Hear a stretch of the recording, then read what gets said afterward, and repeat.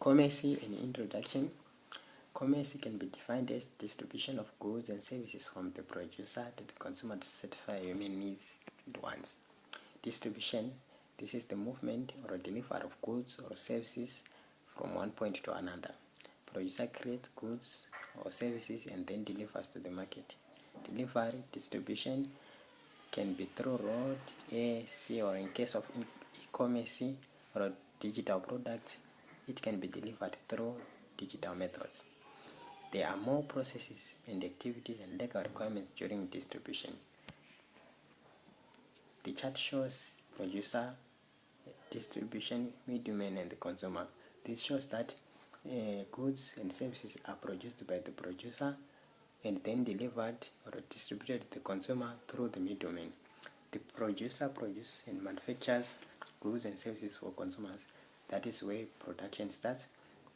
The middlemen buy and sell goods, and there are services that support delivery and distribution of goods and services. And there are also documents involved in the process. The consumer is the final user of goods and services. Defining terms. Goods. Goods are tangible or physical products or material that satisfies human wants and needs. Types of goods. 1. Consumer goods. These are goods for consumption or domestic use. For example, groceries, toiletry, and cosmetics. Capital goods. These are goods that produce other goods. For example, machinery and equipment. 3. Durable goods. Goods that last more than a year. 4. Perishable goods. Goods such as food products that must be used within a short period of time. For example, fruits and vegetables. Services. These are benefits derived from an activity. They are intangible. Types of services. 1. Direct service. These are benefits that are derived immediately as an activity happens. These involve services such as education, nursing, legal services. In other words, these are professional or personal services. 2. Indirect service. These are aids to trade. For example, banking, communication, transport, and insurance.